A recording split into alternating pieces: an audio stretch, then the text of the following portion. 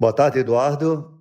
Eduardo, tem um ditado que diz que o treinamento, a repetição leva à perfeição, né? Então, tu teve uma equipe contra o Brusque, uma outra equipe contra a equipe da Chapecoense, e aí eu não sei bem o teu pensamento contra a equipe do Hercílio Luz. Então, eu queria te perguntar de que forma o Marcílio Dias vai conseguir ter uma equipe entrosada e quando o torcedor vai saber quem são os titulares da equipe. Boa tarde. O treinamento ele leva à perfeição, tanto é que na pré-temporada nós treinamos várias situações, né?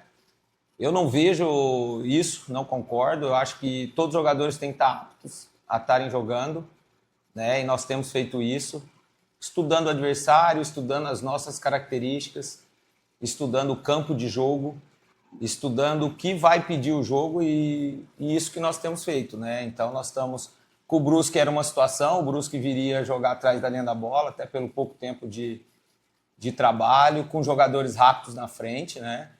Contra a Chapecoense, um campo que não teria jogo de tanta construção, como foi o que aconteceu, um jogo de muita ligação, muita disputa, né? E agora contra o Hercílio, um outro tipo de jogo, uma equipe que tem mais ou menos as mesmas características do Marcílio, né? Jogadores que jogam entre linhas, um beirada que tem um ataque ao espaço muito grande. Então a gente trabalhou dentro da pré-temporada várias situações e nós estamos pondo em prática, né? Os dois jogos nós tivemos desempenhos similares aos adversários, jogos decididos por detalhes, tanto no primeiro jogo como no segundo jogo. E a gente vai continuar trabalhando jogo a jogo, porque eu vejo o futebol dessa maneira, né? Os melhores resultados que eu tive ao longo da carreira foi desse jeito, trazendo todo o grupo dentro do processo, até porque nós temos um grupo muito homogêneo, nós não temos um grupo onde 11 jogadores se sobressaiam em relação aos outros. Então é assim, para esse jogo nós temos uma outra estratégia, outras situações que nós vamos colocar em prática. Boa tarde, Eduardo Souza, Vinícius Krieger, da Rádio Univale Web Catarina. Eduardo, gostaria de saber como que foi feita essa preparação para a partida diante da equipe do Hercílio Luz, né? Passados pouquíssimos dias após a derrota para a Chapecoense, no quesito da preparação para o jogo, no sentido da logística, voltando de Xanxerê, que é uma longa viagem. Então, essa preparação não apenas também dos atletas, mas de você como treinador, né? Como conhecer mais o seu adversário. Primeiro que você falou bem a logística, né? Nós conseguimos fazer uma logística de volta boa, recuperamos jogadores na segunda-feira, trabalhamos quem tinha que trabalhar. Ontem, terça-feira, ainda um período de recuperação, mas nós fomos para o campo já começar a trabalhar em cima do que nós vamos enfrentar, do Hercílio, como você falou, uma equipe que eu particularmente conheço bastante. A maioria dos jogadores, tanto individual como coletivamente, você tem uma noção de pontos positivos, as deficiências que todas as equipes têm, né? E preparamos já, pós-jogo, o nosso material do jogo da Chapecoense para ver onde a gente pode evoluir, onde a gente está evoluindo, né? Então, para esse jogo nós tivemos até um tempo razoável, né, de 3 dias. Talvez desse jogo de amanhã para o jogo de domingo, já vai mesmo jogando em casa, o tempo ele acaba sendo menor, vamos mais recuperar, mas também é uma característica de jogo que pode ser um pouco mais similar, por você jogar dentro de casa. Claro que a diferença do Hercílio para o Carnaval em termos de equipe, de modelo de jogo, ela tem algumas modificações, mas é preparar bem, né? Preparar bem, passar essa confiança para os atletas, que eu tenho certeza que amanhã nós vamos novamente fazer um jogo equilibrado e, quem sabe, conseguir essa vitória que é muito importante para nós. Boa tarde, Eduardo. Como é que está a situação do João Carlos e do Jefinho? Foram reforços aí para o setor ofensivo do Marcílio, acabaram indo para o departamento médico. Atualiza a gente sobre esses dois atletas, quando é que você pode contar com eles? Cara, eles estão num processo de recuperação, né? Vamos ver hoje à tarde como que vai ser o período, se eles já vão estar aptos para essa partida, mas já estão bem melhores, né? O João teve uma lesão aí na pós-jogo do Paraná, então alongou-se um tempo maior. O Jefinho vinha muito bem, né? Mas no jogo treino aqui contra o Sub-20, na virada do ano, ele começou uma inflamação na fascite plantar, conseguiu treinar, até viajou para o jogo do Operário, mas lá aumentou essas dores e é uma lesão meio chata, né? Mas já está treinando no campo com a parte da médica, já introduzindo a parte física, né? Não sei se para amanhã eles vão ter ainda essa condição, mas eu tenho certeza que o mais breve possível eles já vão estar aptos aí para estar nos ajudando.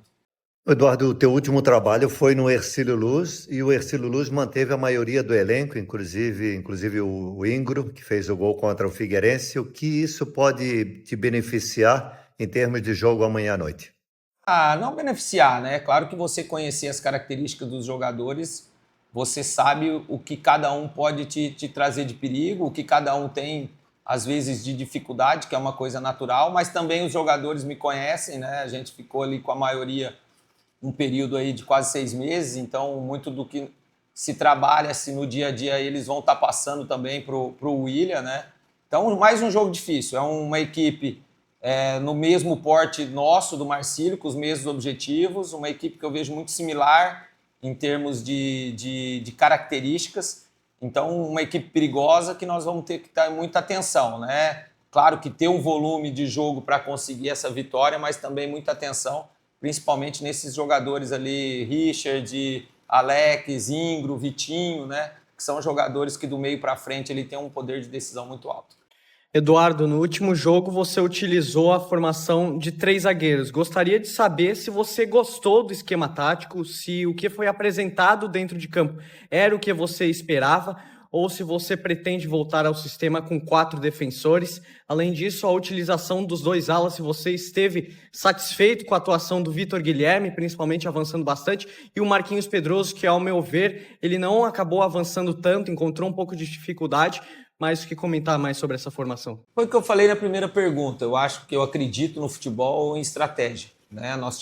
Você teve lá e você viu a dificuldade que era ter o jogo, né? A Chapecoense é uma equipe que manteve 8 atletas do ano passado para aquele jogo, uma equipe técnica e que teve muita dificuldade, porque primeiro as dimensões do campo eram muito menores, né? Davam quase 3, 4 metros de profundidade, 3, 4 metros de largura.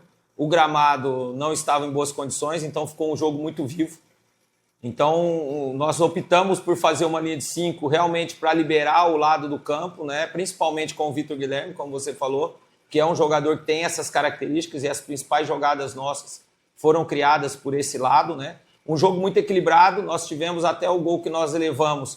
O adversário tinha chegado com uma finalização no primeiro tempo, do Mário sem perigo, uma finalização no segundo tempo de média distância e o pênalti numa circunstância que nós podemos até dizer que não sei se foi.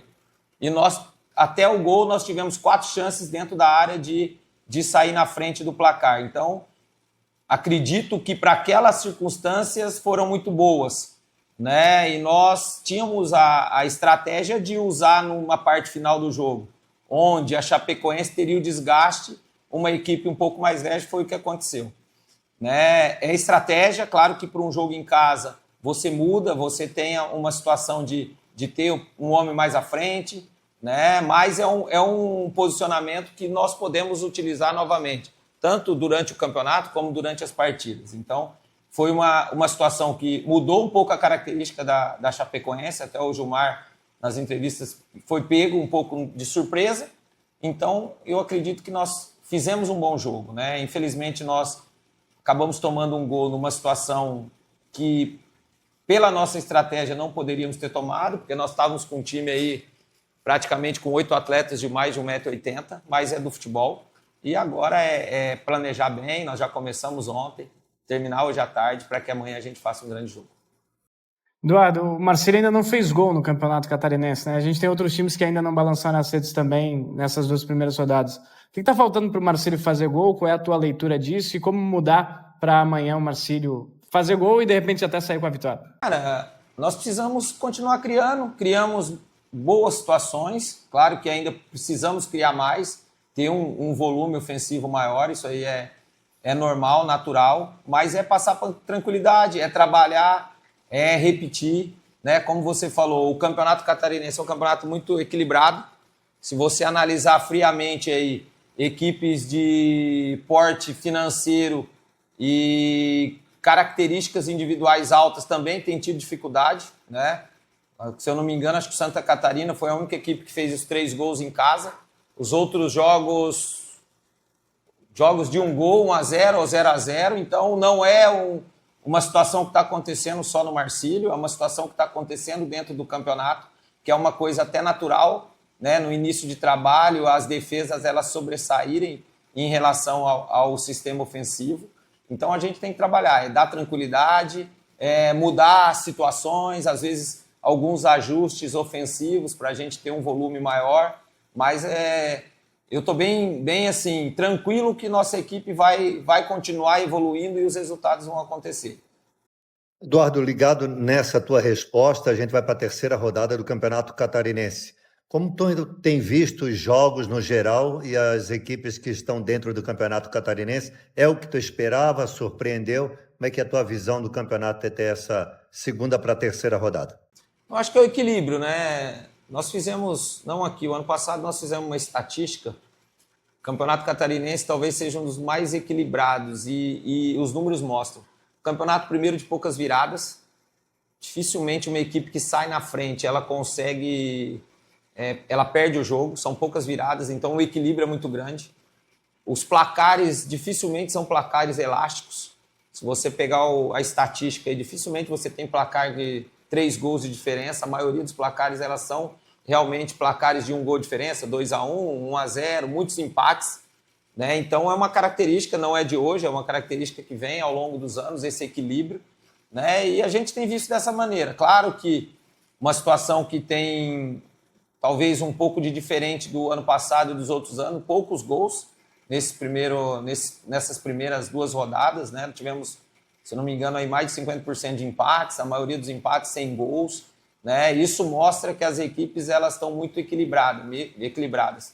Mesmo as equipes de maior investimento, mesmo as equipes que subiram de divisão, né? Então, não me foge ao que eu imagino, de um campeonato equilibrado, onde a organização ela é muito grande. Você vê aí a maioria dos treinadores, se não quase que a sua totalidade, grandes treinadores que têm as estratégias.